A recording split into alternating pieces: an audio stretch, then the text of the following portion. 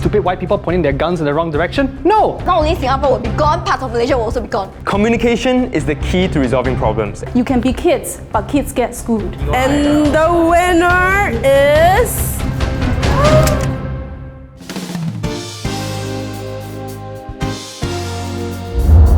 Welcome back to the final episode of Masterdebater! Finally! So much relief, yeah? A lot of people. I'm Sylvia from Night Cosmetics. I'm Hirzie and I make nasi kangkang for a living. My name's Joel, I'm from Debate Association Singapore. So today we have our top four, Thomas, Fish, Lingyi and Chrysan. They're gonna battle it out for the semi-finals and then the top two will make it to the finals right at the end of this episode as well. Are you excited or not? Yes! We are gonna finally crown the Master Debater lah. I want a master debate all day! Okay, who do you think is gonna be the Master Debater? Chrysan! Chrysan! Thomas! They're just pointing each other at this. Honestly, personally, no matter who wins, right, I already know who my winner for Master Debation is. I think it's Jason. He is the one champion. That's true. Okay, very good, very good. Okay, now today for the semi-finals we have two topics. Okay, so the first one is Fish for Chrysan against the statement Singapore can survive a zombie apocalypse. Scary! Okay, are you for or against? Are you for or against? Knowing Singaporeans, I don't think we can lah. Because Singaporeans just don't have the capacity to even walk normally on a commute. I can't stand how Singaporeans commute, so I don't think we You can. think we all die? Yeah, I think you know what, we need to have a zombie apocalypse, then Singapore will know how to survive properly. Wow! Just purge the useless ones. That's harsh. Do you think we can survive? I think Singaporeans very kiasi, very afraid of dying, but we'll definitely all die together. Look at them, Very fighting for what? Toilet paper in supermarket. Oh yeah. Confirm die. No. So we think that we cannot, huh? Yeah. Let's see if Fish, who is four, can change our minds. Your hair is beautiful. Thank you. You are beautiful. Thank you. Sorry. What is S? Singapore can survive in a zombie apocalypse. First, we have experience. The zombie apocalypse is a pandemic, and Singapore has survived multiple since its independence, most notably SARS as well as now COVID-19. We have effective measures in place and we have learned from our mistakes. We've also learned from the mistakes of World War II. Stupid white people pointing their guns in the wrong direction? No! Bomb the causeway, don't let the zombies invade on bicycles, and put your guns in the right places.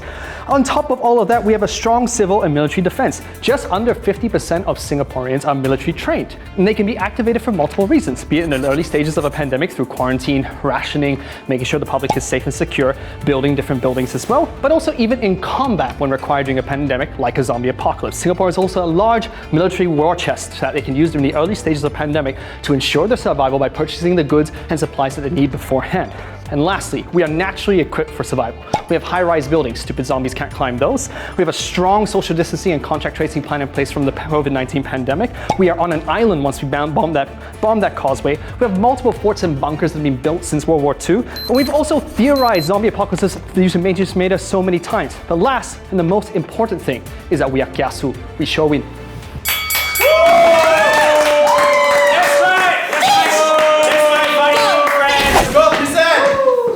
Okay. Go! Hey! Go! Chrysan, go!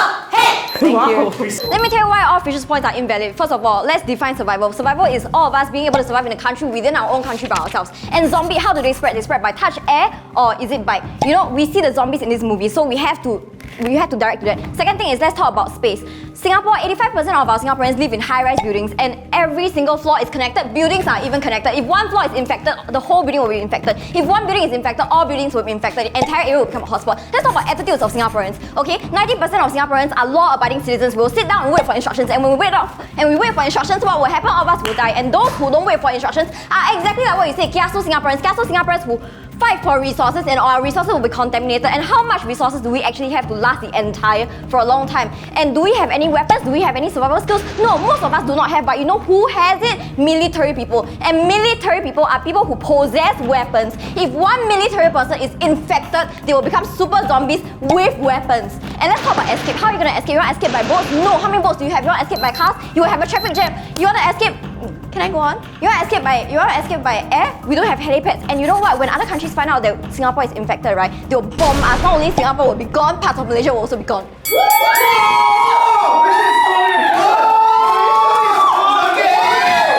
Okay, tell me exactly how we're gonna survive this if a lot of areas of Singapore is already infected. I've already said that, and you're talking about the worst case scenario. The question is, can Singapore survive a zombie apocalypse? Not in the worst case scenario, can Singapore survive a zombie apocalypse? Secondly, you talked about survival, but if I lost all my limbs, but I'm still alive, I'm still surviving. If a few people in Singapore die, if 10 people die in Singapore, if 1 million people die in Singapore, but the others are still alive, it's still survival. Do we have natural resources? No, Singapore has some natural resources with renewable water. We are also able to convert the things that we're currently doing into making more areas for natural resources we're required to, and that's what we will do in the early stages of the pandemic. Let me paint you a picture. Let's say you lose all your limbs. Yeah, you are surviving. I'm telling you, you're not going to survive the whole thing. Why? Because you don't have natural resources. You don't have medic to help you.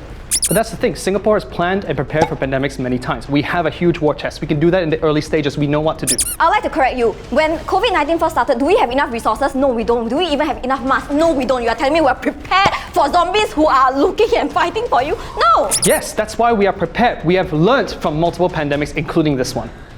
Again, you are not. Last point is about weapons. If we need to mobilize our armed forces, including the people that went to national service, they will be provided with weapons to defend Singapore. So yes, we don't have weapons, but we will acquire them. When?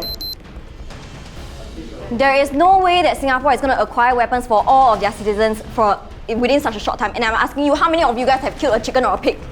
No, none of us. You can't even take care of yourself when you have a cold. There's no way we can survive a zombie apocalypse. The points that I brought up are extremely precise and very detailed and very valid points. Woo!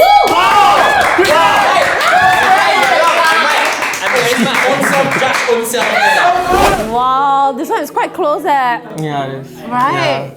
Oh no. Jason. Yes. Since you have joined the judges, Yeah. right? Well, what do you think of this one? Chrysan Lee. That's all.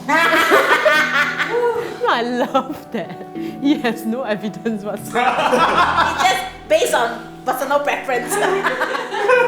These are my predicted top 4 from the very get. So I expected a very, very solid finale, and it wasn't disappointing at all. I really, really liked it. I felt like there were loopholes that both sides presented that I think nobody jumped on to just really nail it home. For example, when Fish said it was an island nation, we could bomb the causeway and we'd be safe. You almost had it, but you should have just driven it home with the concept of food scarcity, which was what happened in the pandemic. We were actually truly worried about whether Singapore could survive a few more months down if Malaysia truly cuts borders with us on that level. So if you had just brought that part, survival is that. You don't have food, how to survive? You know, there's not enough products in this city that would help us go all the way. Something that we could have defined to help you out a little bit more, Chrysan, was we understand zombie apocalypse from the movies. So what we don't understand is a non-fiction version of a zombie apocalypse. What if zombies are ghosts who can conjure? then your high-rise population doesn't matter anymore, right? So those are things that I thought like it could just favor you a little bit more. I think the reason why the debate became very messy was because there wasn't a clear understanding of what were the conditions required for Singapore to survive a zombie apocalypse. Like the idea of survival, what would it entail? Because then Chrysan's strategy was to do this whataboutism thing, which was like, what about this scenario? What about that scenario? And then the debate becomes very, very assertive because like both speakers are asserting that they're able to solve different scenarios, but there's no clear conclusion from either speaker as to whether or not Singapore can or cannot survive a zombie apocalypse. So like, you can win one scenario, but it does not mean that winning that scenario contributes towards surviving a zombie apocalypse, which is why the debate is quite inconclusive. Wow, this What one about is your so thoughts, dear? I feel like, to be very honest, I was quite shocked that Chrysan really reacted really quickly. I would expect her to come up with her own set of directions, but instead she came and said that is wrong, this is wrong. So Fish brought up about 5 points. She's going to tell us why all 5 is wrong. So So I thought, wow, that was damn fast thinking on her part. Because you know, rather than presenting what you have prepared, you went like the other way, shoot you down first. That was crazy. That was very scary for me. Yeah, I like that. Yeah. Okay, okay. I think this is gonna be super exciting. Oh my goodness. We have 1, 2, 3, 4, 5, 6, 7, 8, 9. 5 Sure. Yeah, it will. Confirm will have one side. Everyone, our winner for battle 1 in 3, 2, 1, go. It's 4 for Fish and 5 for Chrysan.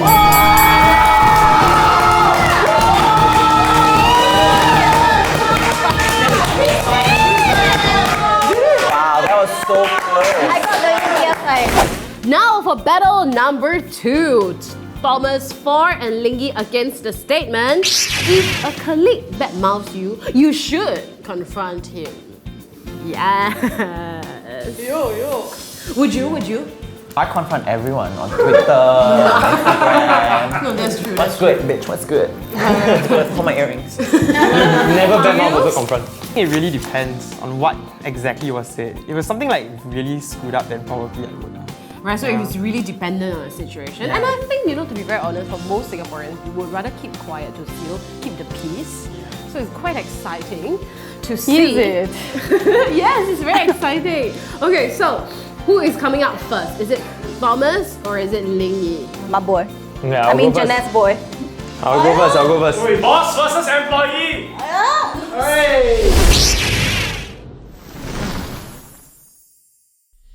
Go, Thomas! Very gentleman, very gentleman. Let's go, my boy. Booms. Go, Thomas. Let's go. Yes. Communication is the key to resolving problems, and in most times this requires confrontation, alright? To understand the root of the problem so you can even out the differences. This doesn't require a straight up confrontation either. Workspaces have tools specifically for this, HR, mediation personnel, and through that you can improve the workspace dynamics, relationship, and hence improve the environment you work in. It's important to cut off these kind of roots of the problem before it spreads, because if it's left untouched, it spreads to peers, colleagues, bosses, supervisors, and it creates a worse reputation for you. Also, if there's no basis in the bad mouthing, such behavior should be stopped in the office, because otherwise it promotes clique forming, mob culture, and let's even talk about beyond the office, personal growth. Growth happens when you learn or are met with critique. This is an opportunity to see where you're flawed, and in many cases, going through adversity together is an opportunity to build a bond with the person. Alright, negative emotions manifest. So confronting is the first step to solving problems. Terrorists, for example, have their ideologies due to negative emotions and wrong mindsets manifesting. Do you want such an energy amongst your colleagues, all bottled up and ready to burst anytime? I do not. Always talk it out, confront. Solid. Party. Confront party. Well done. Stretch it. Go, Lingyi. Woo! You lose, you fire him. This will be a tough one for you, right? Because you're all about confrontation. Printed somewhere. No, you should not confront him. Why do people badmouth you? 2 reasons. One, you are not doing a good job, you're doing a shitty job, or you are a shitty person. Then isn't this the best time for you to make a change instead of wasting more time and confronting people? 2, they don't like you as a person. Workplace philosophy 101. Everybody annoys everybody at work because you're not friends, you're not lovers. The relationship between colleagues can be described as high expectation, almost no reward. Under this circumstance, it's very natural for one party to have a little bit of resentful emotion against another. It is already very stressful at work. Why can't we have our 5-minute toilet break and express our frustration? Okay, maturity. HR is there for a reason. We want mediation, not confrontation. Let the professionals handle it. You confronting the colleagues might breed more conflicts. Workplace is for you to work, not to battle. We miss the days we were kids. We hate that we are giving up ourselves on the road of growing up. But the reality is that we are not kids, especially not in a workplace. By confronting the person, we gain nothing. Remember, you can be kids, but kids get schooled. Thank you. So poetic.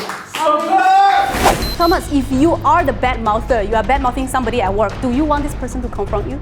Okay, good point. So Google and Facebook have integrated feedback culture. So if there's something that I can say behind a person's back, I should be able to say it to their face. Then this is a habit that they have created to nurture growth. This is how people can interact so that they can improve. But that is not confrontation. Okay, I give you 2 examples. If no, I don't want this person to come and confront me, I'm the bad mouther, that means it's probably just a meaningless frustration of me expressing my frustration. If I want that person to come and confront me, then you are giving me exactly what I want, and which is not what I deserve. Okay, confrontation doesn't need to be a very angry thing. It can just be talking as well. So, as a boss, for example, you have the responsibility to stop such behavior. Will you not confront a colleague if he's bad-mouthing others?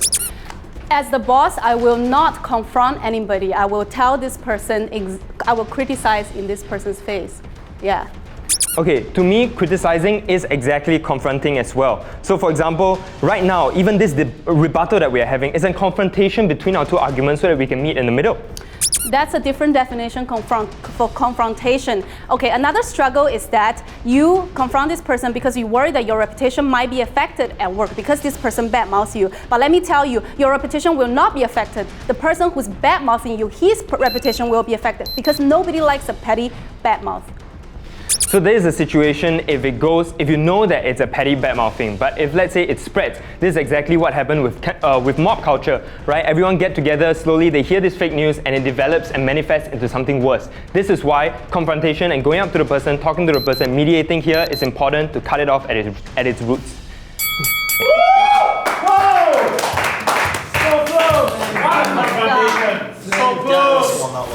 Okay, what do you think first? How do you feel? I think Thomas did a substantial job, at least just yardsticking every definition on the motion. It was pretty clear how he wanted to define confrontation and use it to his favor every point that Lingyi brought up. The only thing that I wrote down from Lingyi that I felt was something I could subscribe to was that mediation is not confrontation, although that is not true because mediation is a little bit much of a confrontation as well. I'm not convinced with your definition of confrontation, I feel. Now Joe is going to explain to you guys why he went flaccid intellectually.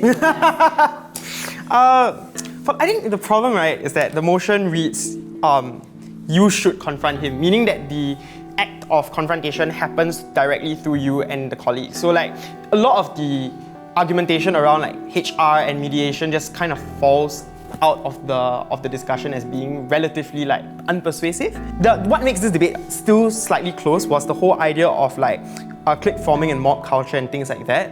But the problem was that it was unclear how confrontation as a mechanism would really restore the peace in the office. There were a lot of intermediary steps to prove why people could manage group dynamics in a way that would be constructive rather than in a way that was destructive. So again, it's like the same problem as the previous debate, which was that the whole likelihood part was not really well fleshed out by the links. Yeah. Correct. So yeah, we hear a lot of things like feedback, critique, mediation, but we're not hearing confrontation, which is the topic here. Okay, we are ready to vote. Judges, are we ready? Okay. In 3, 2, 1, go. Oh my god! The jury is 100% on Thomas. You are on Thomas, only the both of us are on Lingyi.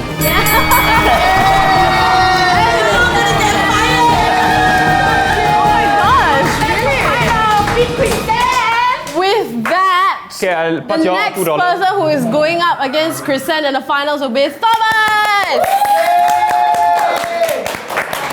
Okay, so I just got some like very scary news. We got the motion for the finals, but we have to decide who is for and against. Oh wow, I'll just read out the motion, yeah? The motion is, the world needs superheroes. We have Chrysan and Thomas. Ooh. Chrysan, are you for or against? Neither. I don't know enough about superheroes. Oh my gosh. Thomas? Thomas smiling. Thomas is for, The right? thing Because is, you're right, a gamer. if I tell you guys are gonna pick for me the other one. But never mind, okay? Let me just say, I grew up with superheroes. Superheroes gave me hope through so many things, so I'm definitely I for. would give Thomas 4, since he loves it. Yeah, why not just let him do the position he's comfortable with? Yeah. To the death. Right. And Chrysan, we know already you're not scared to fight on other people's ground, so you're gonna take against. Guys, go get ready. Now the loser has to delete their Instagram account. Oh wow. What? Why the losers all don't need, then only the person that has survived all the way need to delete Instagram? if they Sorry, lose? man, life sucks. Okay, go and prepare, guys. This competition, no winnings, only losings.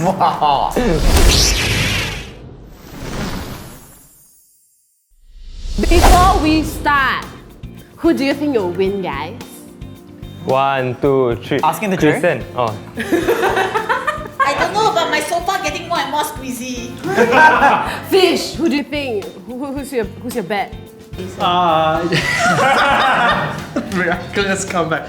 I actually think Chrysan has the upper hand here. I think she has the harder argument to make in this statement. And I think that her style of debating will really attack somebody who has the more comfortable side of the statement. Lingyi. I think it's easier for Chrysan to win this one, but if Thomas can really wing it, I'll be really impressed. The winner got bonus, is it? Don't have we get bonus? Okay, Hirzie and Joel, where's the money on? Can I just say the only bonus here are intellectual bonus? Heart? I think it's hard. Yeah, it's What is hard? Okay, so, no? They're both very good, so it's down to the argument for me. Any words of encouragement to say to them since this is the final one? Loser, delete Instagram. Joel, as a professional, please tell them something proper. Don't lose your composure. Get your act together and, do a nice one for everyone. Okay, and with that, let's start. Okay, I will start because I think my premise is a bit more I generic. feel like he has a plan. I have no plan. Alright, let's first start with defining superheroes. Okay, a person who does heroic deeds and has the ability to do them in a way that a normal person cannot. And usually this comes with an extraordinary power. Superheroes also operate on a compass of justice. Okay, this is very important. Policing, for example, has come into a lot of question these years. Superheroes execute policing in a very efficient way. Superman, Spider-Man, Batman all operate on a basis of no-kill policies. But normal policemen could kill or shoot out of fear, discrimination, or self-defense. So superheroes also bring about a lot of efficiency in other aspects of work and society. For example, they can help with terrorism, or Aquaman can calm tsunamis and protect aqua species. And others, for example, just chopping up vegetables in a restaurant, also efficiency increase. Just with their existence, crime rates decrease. Safe country, better for the society. Also, there are things which science has not achieved, for example, protecting against an asteroid. So superheroes are very important for these parts. And they are also naturally symbols of hope. People always look up to icons to guide them, celebs, influencers, and having a superhero around would be great.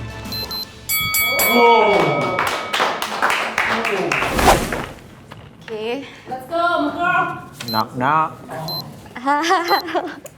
Okay, the motion states, right, the world needs superheroes. Now we're talking about the real world, right? I want him to prove why we need superheroes like the way humans need oxygen. And superheroes, we already have human heroes. I won't go like, oh my god, you're my superhero. No, I'll go like, you are my hero. These are called human heroes, doctors, nurses, police, okay? Superheroes, let's define superheroes. What are superheroes? Superheroes are creatures that have extraordinary powers, powers that we do not understand. And injecting superheroes into our world is going to be dangerous. Why? Because superheroes, do they trust us? Do we trust them? Who do they belong to? Which country do they belong to? And also, are they able to control their emotions? And with human errors means they can be super errors. And good people, superheroes are good people, right? They can also fall into the wrong hands. And it's already been proven in psychology, the Milgram study, that good people can be controlled and forced into doing things that they do not want to. And precisely, we talk about powers, right? What kind of powers do these superheroes have? Is it mind control? Is it super strength? Is it wiping off memories? And let's talk about humans, right? Humans are naturally curious. So scientists are going to experiment on all these superheroes. We will not stop at 1 or 2. We will keep going, and with superheroes come supervillains.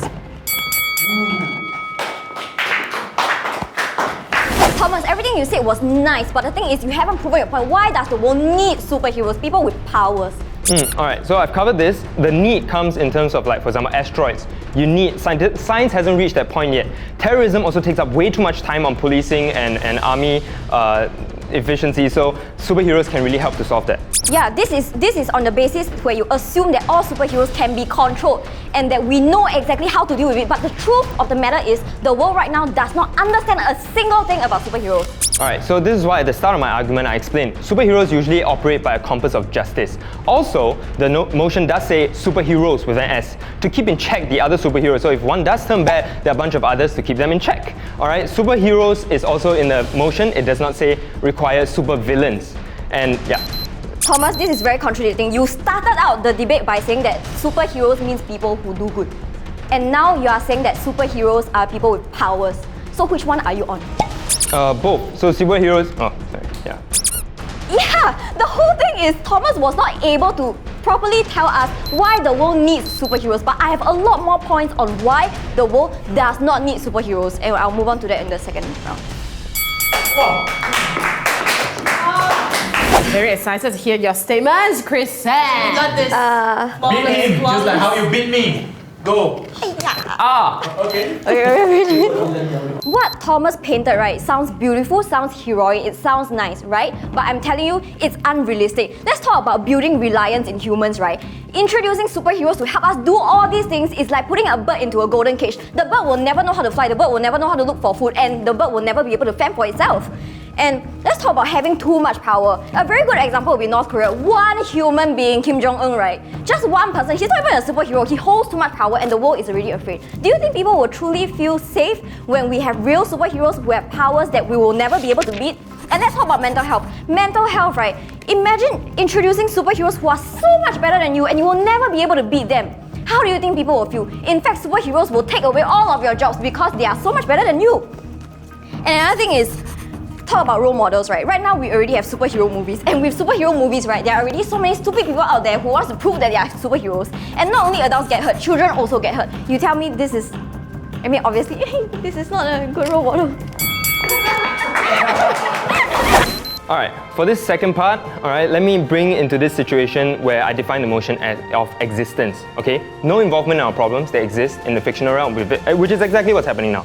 The impact of superheroes is huge. Multi-billion-dollar industry, art, stories, entertainment, the roles they play in our lives. It's a fuel of inspiration and imagination. When we were kids, we loved fairy tales, right? Because they were things bigger than life, alright? A kid's last wish, for example, for the Make-A-Wish Foundation, there are people who just want to see their favorite superheroes because that's the beacon of hope that has brought them forward and pushed them. Financially, places like USS, merchandise, movies, all these won't exist because denying superheroes would equate to denying the entire comic and fictional realm of storytelling. Superheroes also brings people together, alright? There's a community that is built, a share of love for the fictional realm. Now that these people have found a belonging and a tribe because they couldn't fit into a regular society, but they feel more comfortable with a mask and a cape. Alright, imagine a world without science, how far that will put us back in technology. Now imagine a world for creativity if we didn't have superheroes. Alright, the first thing I want to address is when she brought up mental health. So superheroes actually, they help with a lot of inspiration, they give people a lot of hope. For example, these kids with terminal illnesses, a lot of them looked up to superheroes because they are bigger than life. So when you say that they are not realistic, yes, because superheroes are beyond realistic. But this is in a situation where now that they exist, how much would they help the world? I really like that you brought up that point, but it actually already exists, it's called cosplay. Okay, but we're talking about superheroes, not just cosplaying superheroes. So now then we move on to the next part of the golden cage part, right? Actually, in fact, if you just look at the superhero world, a lot of them lead normal lives. But because when it comes to the superhero realm, it's about them going beyond themselves to help the world. That's what makes them a superhero. Yeah, and okay, so, oh my gosh. Okay, so assuming I go with that point, right? There is actually a lot of people who are already helping other people outside, and these communities, right, that also gives hope are called religion. Again, the whole thing sounds very nice, but let's talk about having superheroes, right? With superheroes, it means there can be supervillains. How do we control all these people?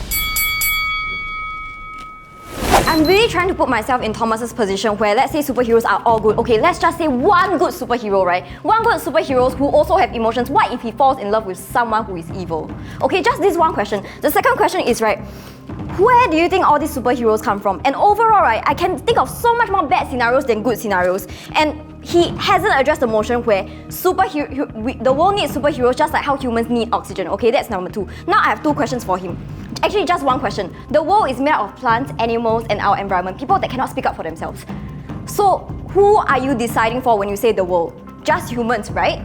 Then, honestly, you're being super selfish because If you think about it, the world is fair because humans are able to compete with one another. If you put in superheroes, the world will never be fair.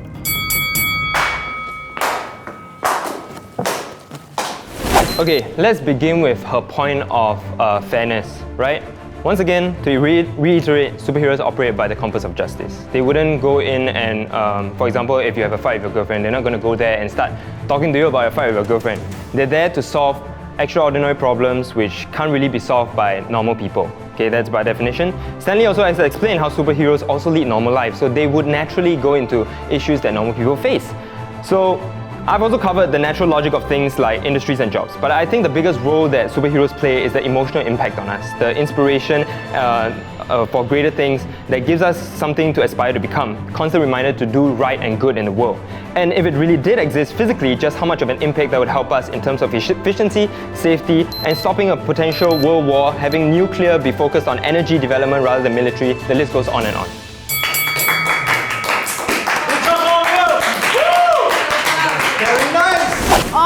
Head dish. Do you have a head dish? I have a head dish. Who has a head dish? Please raise your hand. I know, right? This is so tough. Oh, Fish, you never raise your hand. How do you feel right now? I'm still thinking. I'll probably give myself a headache in a second. Okay, guys, I feel like we need someone to tell us how they feel, and this opinion should be very important, Jason. Oh, yeah. Don't ask me, ask someone else. I really I cannot. You have not processed yet? Yeah. I think one of the reasons why we are humanity is generally inefficient at doing things is precisely because of our limitations that we try to find ways to excuse ourselves and blame each other. So when you have something that can supersede our human limitations, what that really does is it means that there's a rallying point for us to go behind and support, rather than to divide ourselves and kind of blame each other and hate on each other and assign culpability on each other so that we don't have to deal with the political backlash of failing to solve problems. I would have handled both sides of the motion slightly differently. I think there was a dabble at what I would have done, but you guys didn't drive it home. I feel like if Thomas went in with saying there are situations where the current state of the world are not prepared for. I mean, you mentioned the airstrikes, but I wish you go all the way. What about nuclear power in this world? And if there are very specific examples of the things in this world that hasn't been solved yet and could be solved through superhero, that could have been your strategy at best, because it's such an open-ended way of discussing what is need, right? And Chrysan, on the other hand, you mentioned the Kim Jong-un, which I wrote down, but then there should just be more examples of those scenarios. I felt like you guys were talking at each other and not Yeah. No, really, I feel like no one's really talking about the notion. It feels like Thomas is saying, superheroes are really nice to have. Yeah. And then Chrysan is saying, superheroes are scary. Yeah. And so it's like no one is really fighting for the need or don't need. So that's why I'm so confused. I think they tried to. I think Chrysan brought up this whole about the burden of Thomas needing to show that they need. I just don't know what the requirements are for what is necessity. When do we need things like need, right? For example, climate change. Storm could solve climate change. Oh yeah. The problems that we haven't been solving yet as a human race. Can superheroes do that? You should have listed those examples, and I'll be like, oh, okay, that's very touch and go. And it was just very surface. It's very it feels good to have superheroes because I grew up on it. It's I don't care. Do I need it? Because if I want to feel good, I'll look at YouTube. Because her friend is so, but she's damn rich. Stop it. Okay. At the end of the day, who fought for the notion more? Okay? Okay, I am voting for Thomas. Reason because I feel that his debate is more wholesome, and then he has points that I feel that it's more logical and touch on the whole entire motion. So, for example, Aquaman can help with tsunami and stuff. So I vote for Thomas, but I still love Chrysan. I think Thomas delivered his points really, really well, probably much better than Chrysan, but I feel Chrysan's points are much stronger. Thomas' talks were great, but it did not convince me that we need superheroes. But Chrysan's points convinced me. So I'm voting for Chrysan to be the master debater. And And I have the results envelope right here. Oh, I'm so excited, I'm so excited, I'm so excited. Are you excited? Yes. What? Okay. Are you excited, Joel? Yeah. Why? How about the two of you? Very excited. Oh my god, the winner gets nothing. No, I feel like you have been through so much and it has been so emotionally charged somehow that I'm quite invested in who wins it. Yeah. So ultimately, the blue team win actually. Yeah, it's a That is true. The blue. Hey, the red team won the team for sure. Okay. Okay, are we ready? Yes, Should we have ma'am. drum roll? The score Oh wow. 6 votes to 5 votes. Oh my god! I'm squeezing the banana! Okay. Yes, you are, girl. The winner is Chrysan. Thomas. Chrysan. Chrysan. Thomas Chrysan. Thomas. The lovely fan favorite, Chrysan.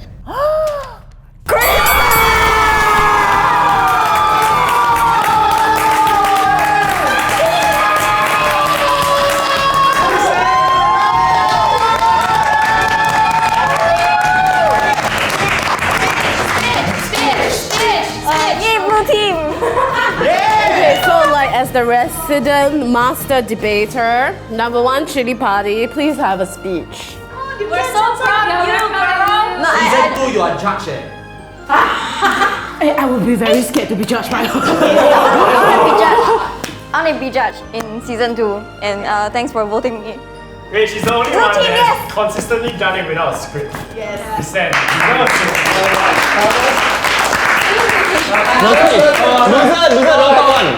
Loser don't talk one. Thomas, you may now take out your Instagram account. I think this shit is rigged. All you. This is a prank, right? I won that. You guys don't deserve. No, don't. He's not pulling you back now. I want to know something like from the judges, like who is the better team? The better team. Yeah, They blue said or it red? already. Better team is the red They team said lah. red team that time, but look who's standing. Really? Red team is the better team? I in team. Okay. No, but to quote Chrysan, you cannot fight against luck also. Yeah, That's exactly. And you all had Jason on your side. Jason carried through with the luck. You know what should happen next season? It should be Wow Banana versus NOC to find out who has the best team. First, I want to say I'm very honored to be here. I learned a lot and it was really, really fun. And I'm just really sitting here getting entertained episode by episode. So thank you everyone for entertaining me! Hey, can I just say something? I'm silver medal against ya. I am so honored to be part of season 1 as a judging panel. I think it's so exciting to see a bunch of YouTubers do something out of the ordinary, testing a format that is unusual. It puts us in a different light, I think, than our usual programming. That said, to be witnessing the Wow Banana family, all of y'all one shot, it was really warm and welcoming as well. Very good episodes, you know.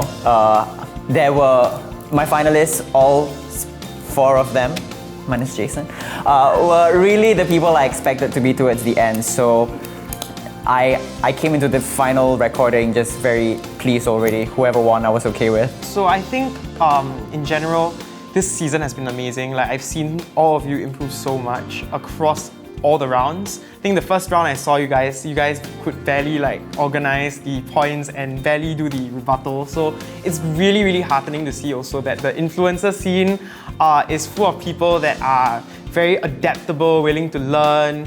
And I think just generally the debating culture in Singapore really can grow from, I think, just watching all of you do the things that you've done in this season. So it's absolutely amazing. Thank you so much for having me. Thank you so much.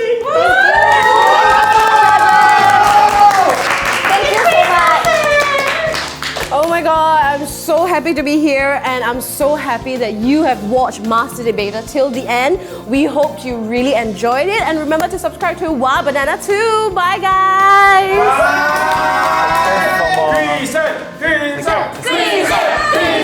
Chrysan!